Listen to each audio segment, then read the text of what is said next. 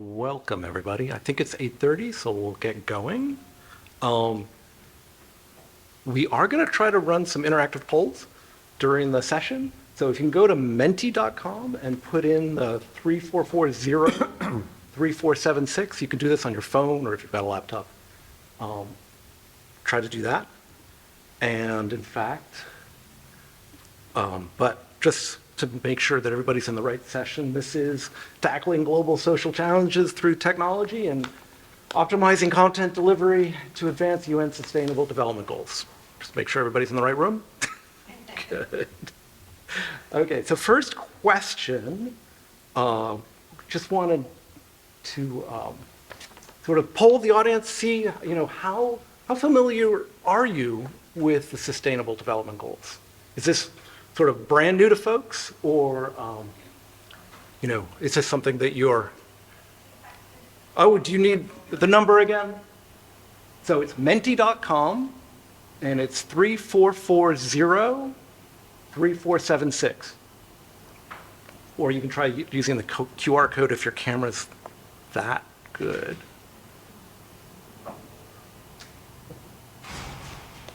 People in?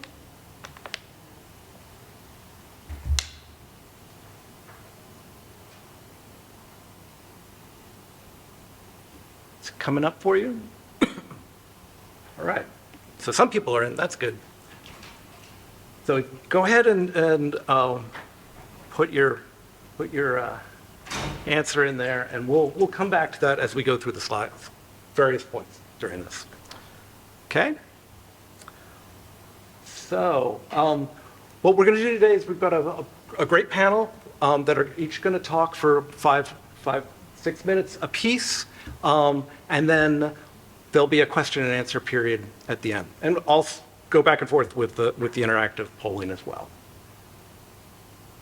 So the UN Sustainability Goals were launched in 2015. They cover 17 different areas. There's quite a bit of information on the UN site about them. Each goal has events and programs associated with it.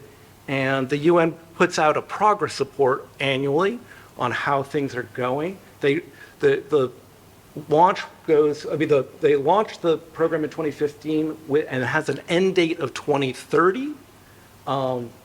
And unfortunately, the annual updates for the last couple of years are a little bit depressing.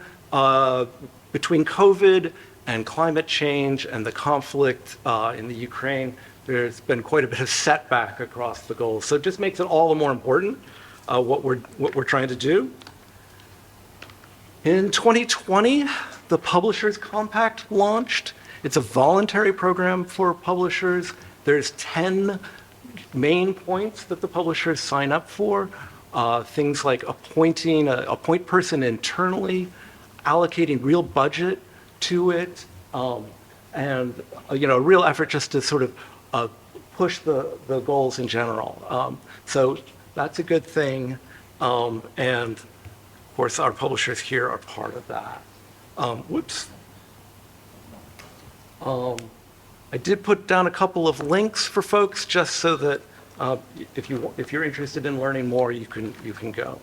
But now, I think it's time for our first presenter, Simon Bell. Each of our presenters are going to introduce themselves, so let's go ahead.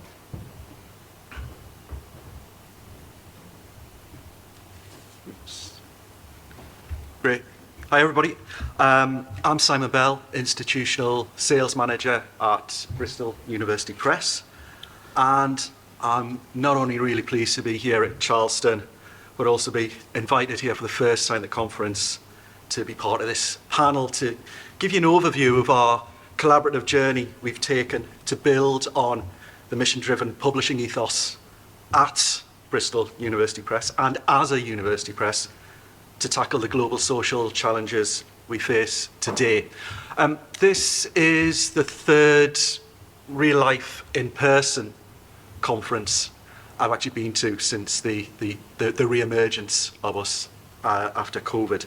And I just wanted to just give you a quote from one of the sessions I went to at UK Serials Group back in June this year. At one of those sessions, a speaker was talking about institutional engagement with the scholarly community and academic publishing. And they made the observation that universities don't have a front door by nature. Physically, they don't have a front door. But if there was going to be a front door, it would be the library. And I thought that was a really pertinent observation. And I think going to all the sessions I've been to at the conference so far at Charleston, I think that absolutely resonates. So anyway, give you a little bit of a background on Bristol University Press. So addressing social issues, inequality and discrimination has been in the DNA since the outset, since we started Policy Press.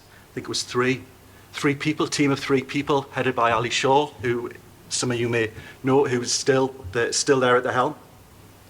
We have a long-standing reputation in publishing areas such as social policy, social justice, public policy, politics, and international relations with a truly global authorship.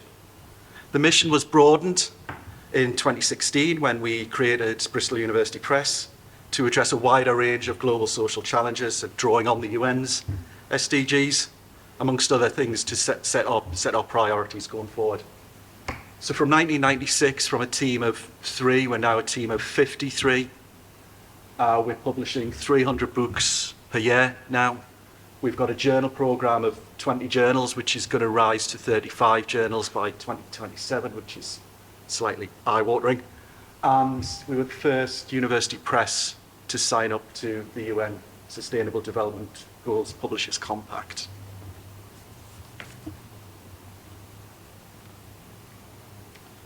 So I'd say the global social challenges we face are driving a need for society to change at multiple levels and to do so quickly.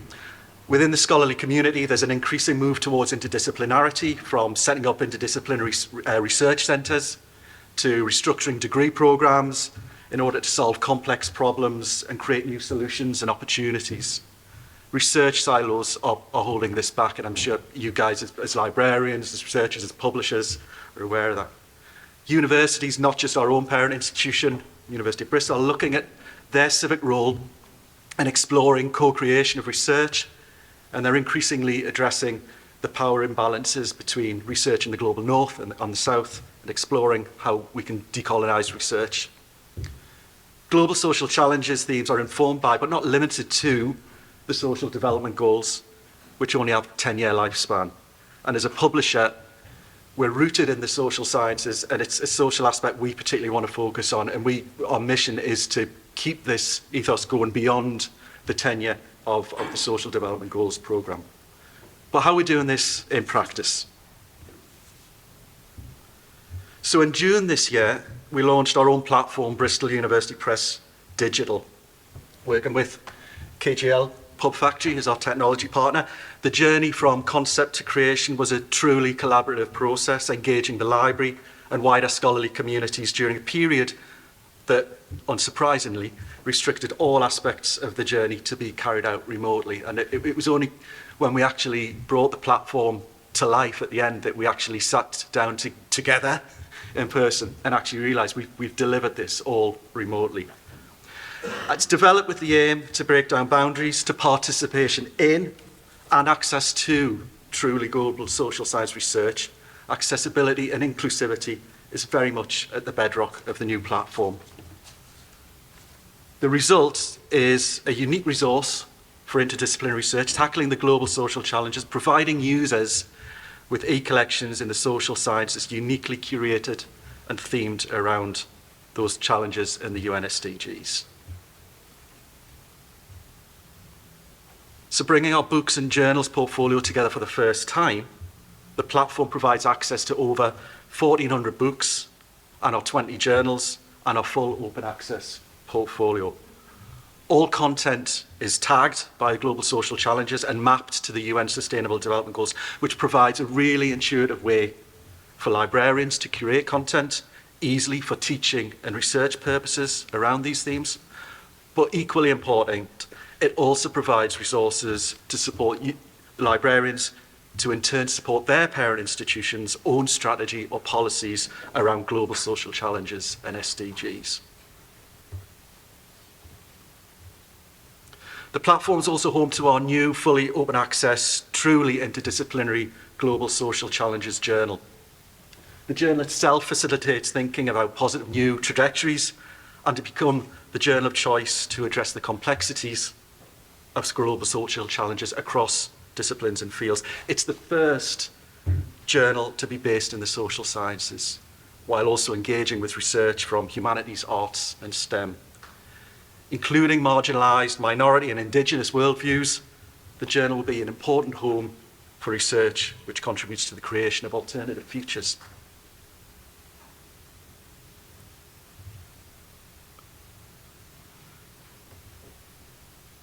The journal itself is central to our programme as a whole and embodies our commitment as a mission-based, not-for-profit publisher. We've got a truly international editorial board with a lot of representation from the Global South. Almost 50% of the contributions to the first collection, which is available now, are from authors in the Global South. And we're offering a wide variety of APC waivers and discounts to authors from the Global South and other territories. Publishing in Global Social Challenges is free until the end of this year, and we will continue to be offering flexible ways to actually publish in there going forward.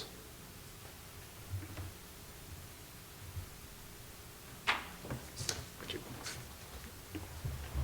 Thanks.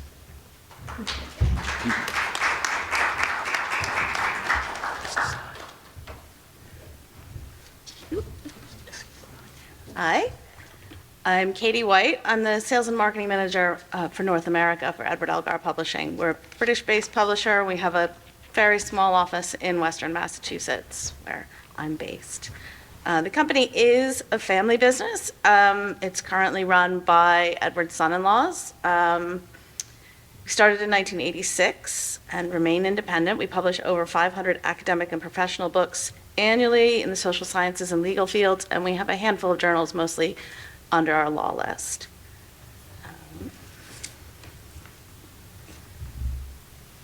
We've always had a goal of being a responsible publisher. And so some of the ways that we do that is that we have a 50-50 gender mix on our corporate board. We work with a number of organizations to provide access to our books in the Global South. Baobab, that provides access to African libraries. IFL, which we've just re-signed our agreement with them this month. It's a nonprofit organization that works with libraries in developing and transitional economy countries. And we give free access to all of our development studies and environment titles in those countries. And GOLI, which is Global Online Access to Legal Information, that provides free or low-cost online access to law-related content in institutions in over 115 countries. We've always put authors at the heart of what we do, and we ensure impact and access to their research is part of the service we offer. And this led to the IFL initiative way before we signed the UN SDG Publishers Compact. In more recent years, we've formed a DEI committee with representatives from all areas and levels of the business. That committee reports directly to our board of directors. We also have a recently reformed environment committee with members from every department that is working on reducing our footprint as a company and with the vendors that we use. Our company financially supports the Anika Shomi School in Kenya. This is a school that the Elgars opened in memory of their daughter who had taught in Kenya. And every year we give a financial donation.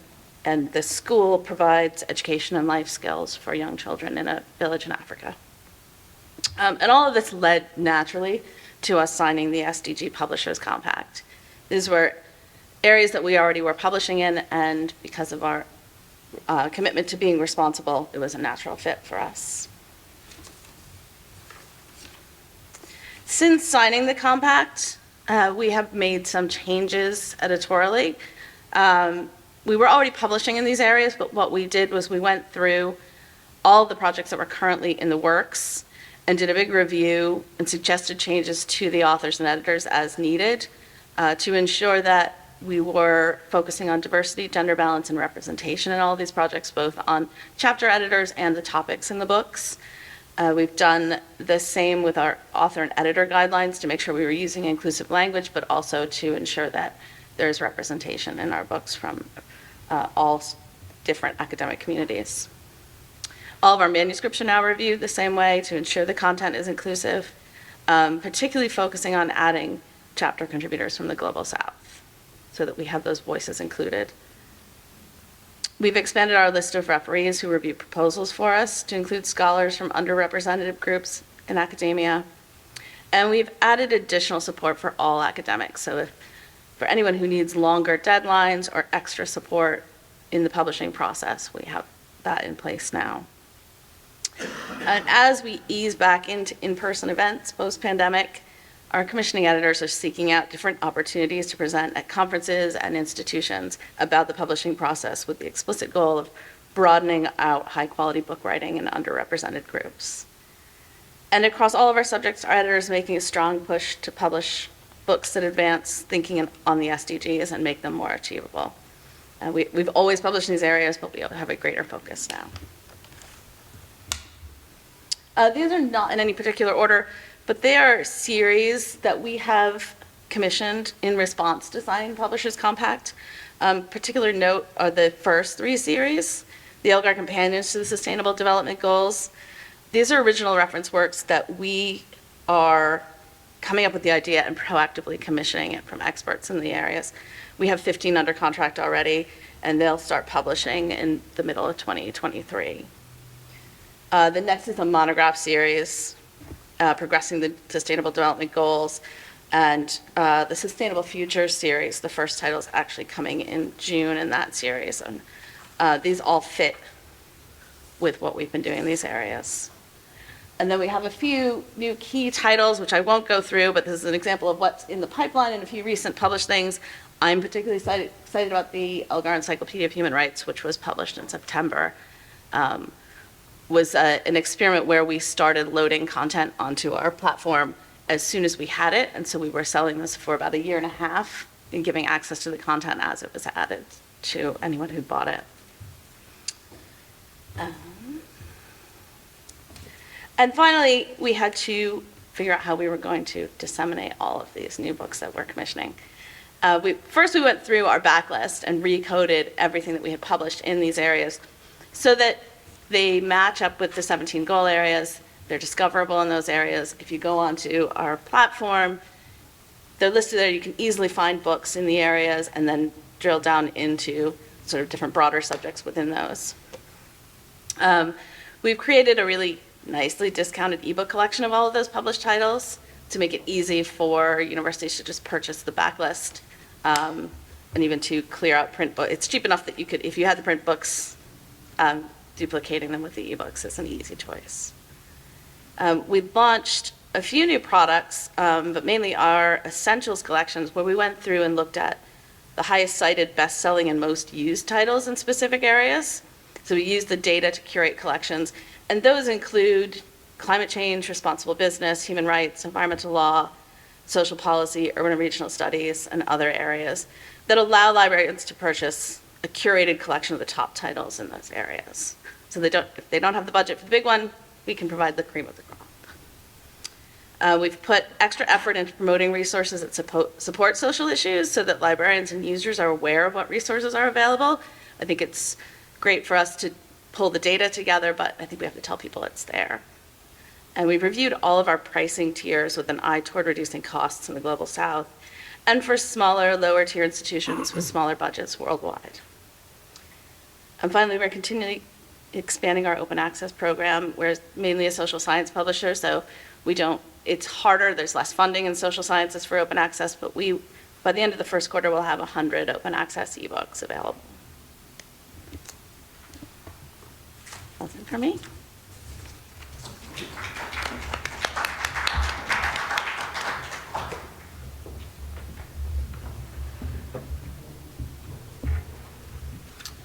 Good morning, everyone. My name is Willa Tavernier, and I'm the Research Impact and Open Scholarship Librarian at Indiana University Bloomington. So today I'm going to talk about how libraries might leverage their resources to support the UN Sustainable Development Goals by highlighting a project that actually accidentally supports and intersects with the UN Sustainable Development Goals. So Open Scholarship at Indiana University dates back to 2012 when we launched our Open Scholarship repository, IU ScholarWorks.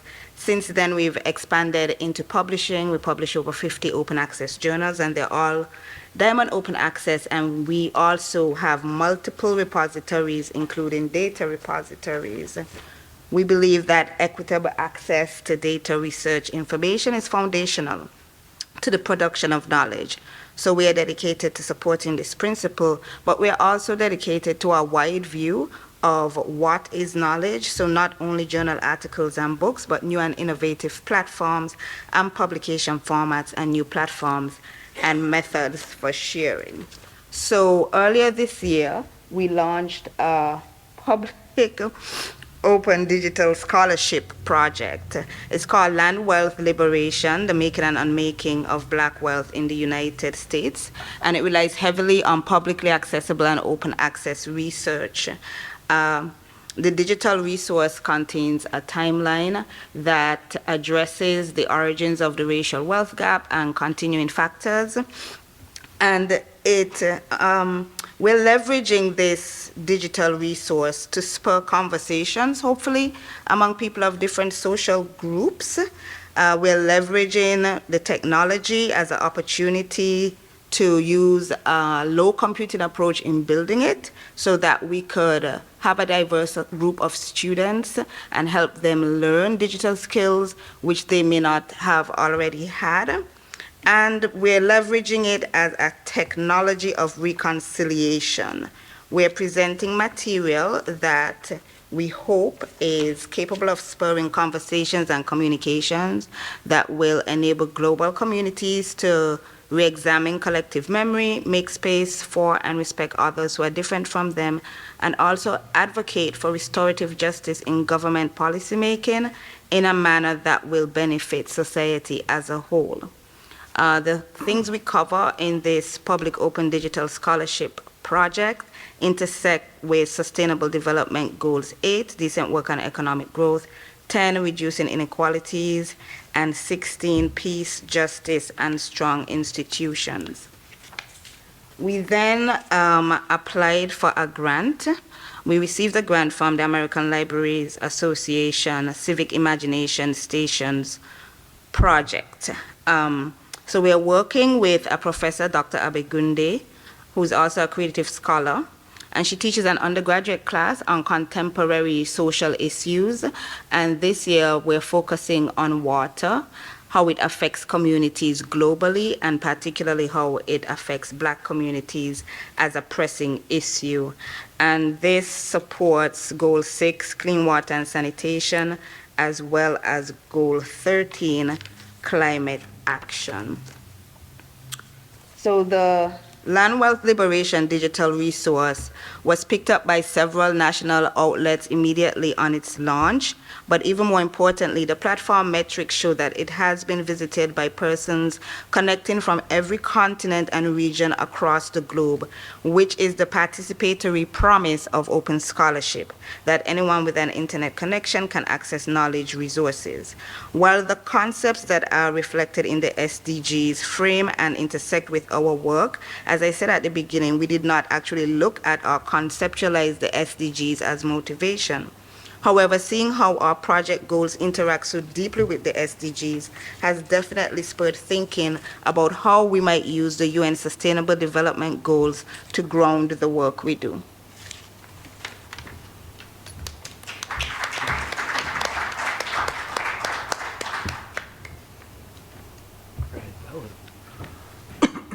Three really interesting talks. So, as I mentioned at the beginning, we're doing a little bit of interactive polling of the audience. For people who came in a little late, if you can go to menti.com, and the number is 3440-3476, then you can take part in this. But looking at this first question, it seems like we've got sort of a disparate audience, a group of people who are not at all familiar, and a second group that's quite familiar with the goals. So our second question would just be how strategic is this to your organization? You know, especially for those of you who know about this quite a bit, you know, how big a priority? But in terms of questions for our audience, I thought I would start with, so the goals go till 2030, and you know, what happens then? And I guess the subtext of that question is really to, you know, is this a sustainable, you know, endeavor on your part, or is this, you know, so I just love your comments on that. Starts then. Yeah. Yeah. Well, I'd just start with, like I said in the brief presentation, I mean, it's the actual core values of the UN Sustainable Development Goals have been at the heart of policy press and from 1996 and Bristol University Press from its outset. So actually, it's been an intrinsic part of our publishing program anyway. So regardless of whether we are what seems to be behind the schedule at the moment for the program to 2030, and whether or not they extend the program or they finish it at 2030, our mission-based publishing program around these core areas will continue. That's our commitment as a university press, and it's really in the blood of our staff at BUP. It's in the blood of our authors, our editors, our peer reviewers. So if we weren't to actually continue that commitment, we literally would not have a press there. So as far as we're concerned, regardless of what happens with the UN program, we are committed to press on and on to hopefully higher things with the. Excellent. Yeah, as I said, we've always published in these areas, and we're not going to stop. Right now, we're starting to brand a lot of our books with the SDGs. That will only be for a short while. They won't age particularly well after 2013. We won't use the SDG branding or the term, but there will be the next set of goals. The SDG goals grew out of the Millennium Goals, and there will be something else that comes along, whether it's the UN or the G8 or someone else coming up with a set of goals, and we'll still be publishing in support of those. I think it's part of what we do and won't change.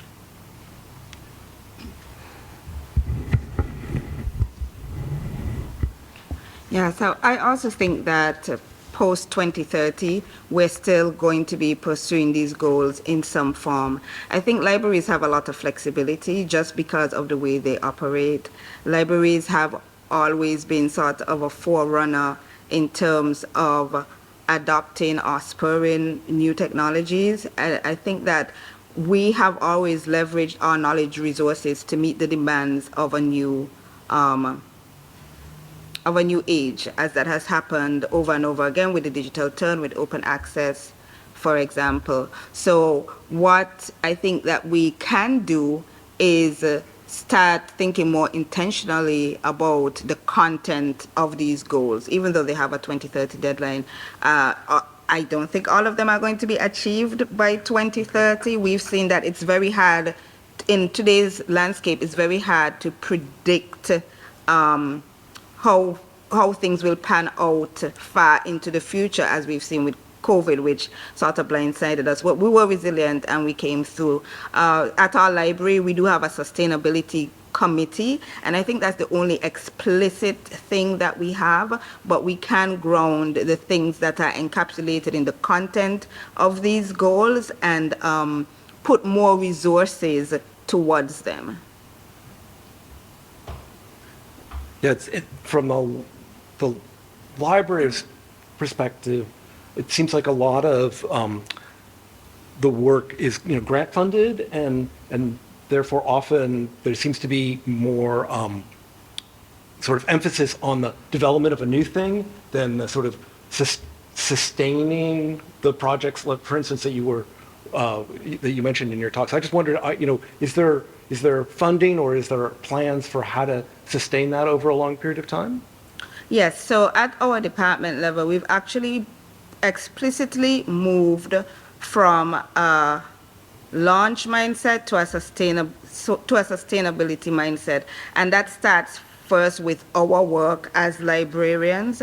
And what that means is that we actually have a whole sort of point system to calculate whether we have the resources to actually start a new project before we do it. And that point system calculates ongoing FTE that's needed to sustain the project over time, not just launch it. So that's one of the things that we're doing to kind of get away from this cycle of spin up and die, spin up and die, Yeah. but have more sustainable things. Another thing is that we do have to advocate for more stable funding, and I think university presses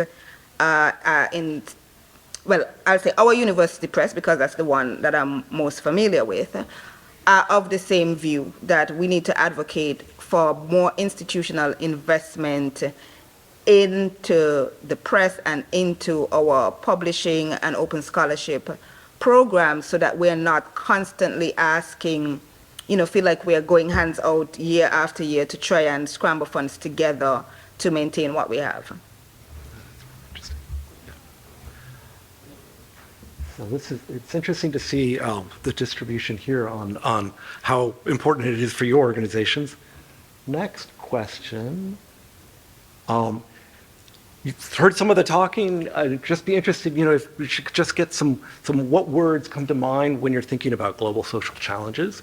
So go ahead and put that in while I pose the next question. So one of the things that was, clearly there's been some change internally to orient around these goals. I wondered to what extent has it caused your organizations to reach out to other organizations, or is there any sort of cross-organizational activity going on around these efforts? Go ahead. Yeah, absolutely. I mean, I think kind of just following on from what Willa said earlier about the impact of COVID, I think what it has done, there's been various sessions here where we've been talking about silver lines.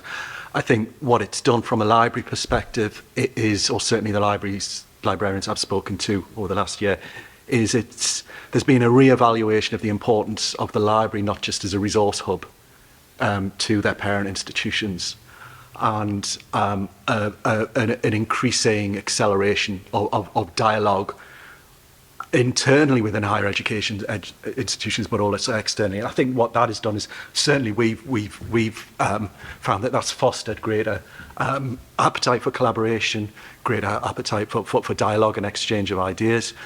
And then in terms of with external organisations, we're members of the Association of University Presses, and we've been very, very involved with a number of their activities and initiatives, collaborative, to look at trying to address these global social challenges and SDGs. So things like the Open Up project, where we're looking to gain funding to publish ourselves and a number of other AUP presses 12 monographs a year for early career researchers, to publish those and to publish those in a fashion where those early career researchers don't need to actually seek the funding, put their hand in their pocket, which I think is extremely vital now that we're again emerging out of COVID, where a lot of early career researchers, like students, have been siloed, haven't had those networks, haven't been able to make those physical connections with other research peers. Yeah, I think on the sort of book publishing side, we've co-published with the UN and IGOs like the IMF and World Bank for many years. These organizations now have new mandates to publish research open, and so we've changed how we're working with them, and with those books that we're publishing with those agencies, we're now helping them find the funding and purchase an open access or publish open access. And in particular right now, the Asian Development Bank and the International Union for the Conservation of Nature are two that we've been working really closely with. Internally, we've been working with a lot of the vendors that we work with to ensure that they are following the goals or working on their environmental impact. So our printers and our warehouses and the other vendors we use to ensure that it's not just us, but our supply chain.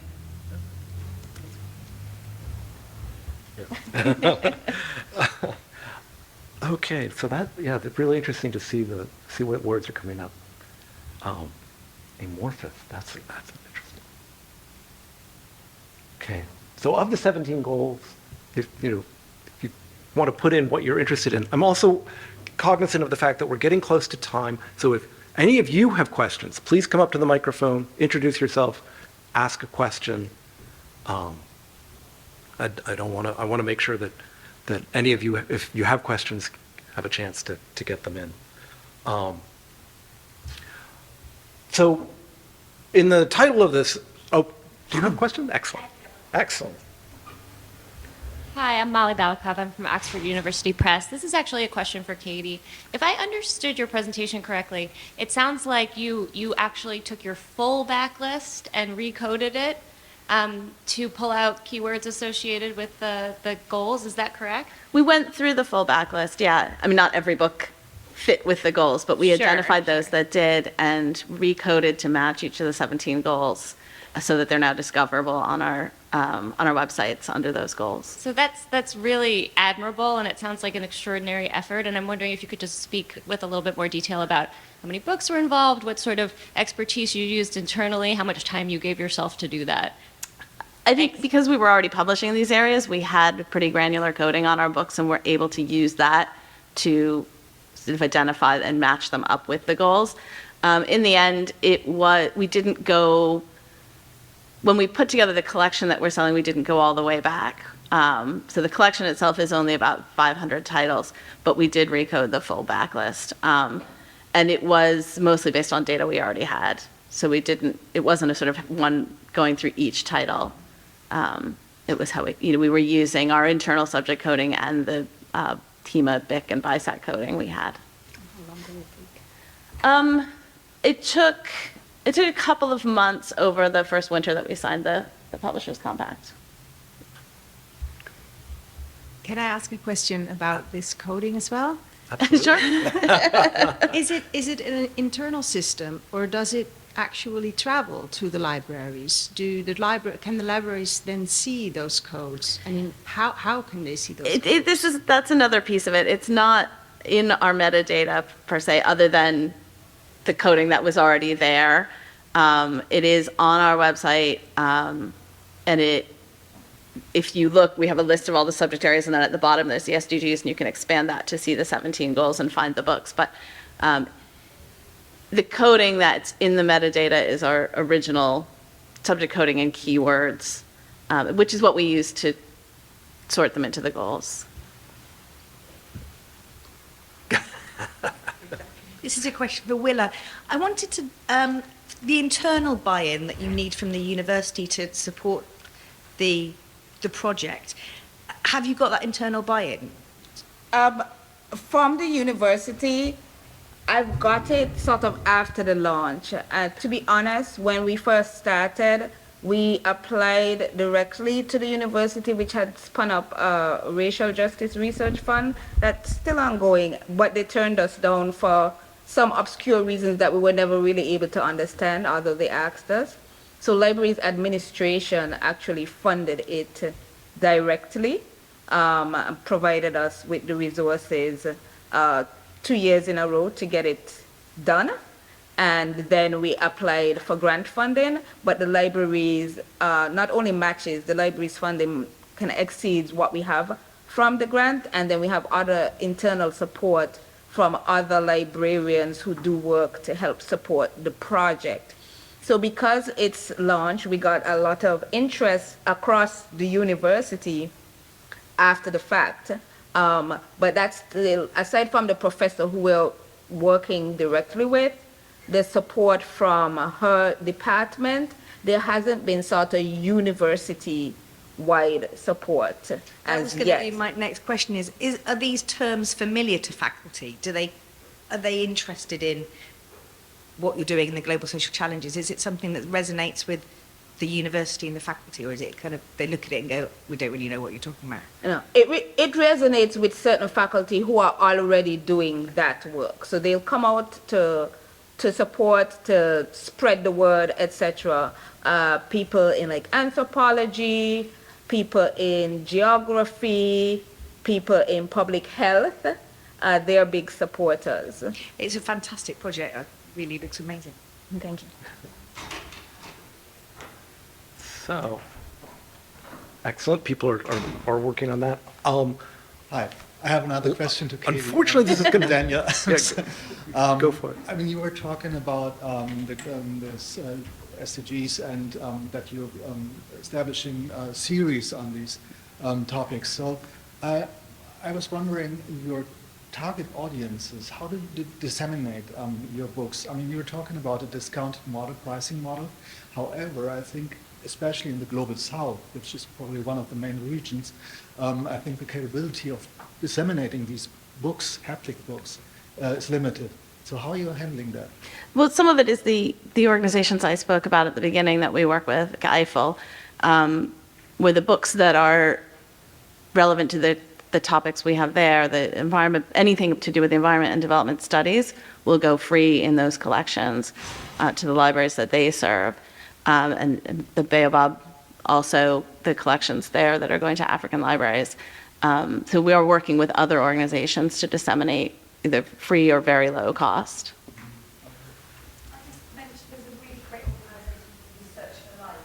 Yeah. Yeah.